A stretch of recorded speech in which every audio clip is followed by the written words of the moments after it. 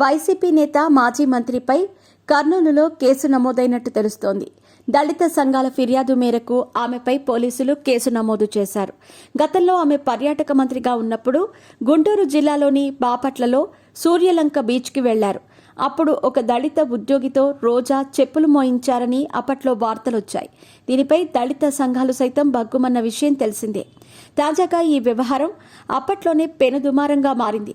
తాజాగా దళిత సంఘాల నేతలు కర్నూలులోని 3వ టౌన్ పోలీస్ స్టేషన్లో ఫిర్యాదు చేసినట్టు తెలుస్తోంది. దీంతో ఆమెపై పోలీసులు కేసు నమోదు చేసినట్టు సమాచారం.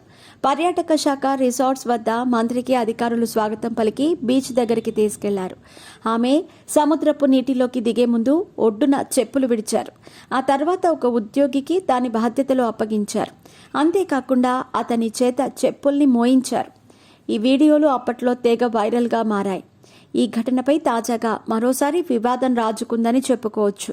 ఇప్పటికే ఏపీ పోలీసులు పోసాని, శ్రీరెడ్డి, రామ్ గోపాల్ వర్మ, పలువురు వైసీపీ నేతలపై కేసులను నమోదు చేసిన విషయం తెలిసిందే.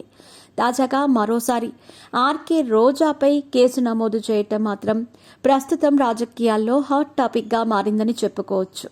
అదేవిధంగా రోజాను వైసీపీ ఫైర్ బ్రాండ్గా కూడా చెబుతూ ఉంటారు. ఆమె గతంలో చంద్రబాబు నాయుడు, పవన్ కళ్యాణ్లను టార్గెట్ చేసుకుని పలు విమర్శలు చేసిన విషయం తెలిసిందే. తిరుమలలో కూడా రాజకీయాల గురించి మాట్లాడి ఆమె వివాదాస్పదంగా మారిన సందర్భాలు చాలా ఉన్నాయి. ఈ క్రమంలో రోజాపై కేసు నమోదు చేయటం మాత్రం వార్తల్లో నిలిచిందని చెప్పుకోవచ్చు.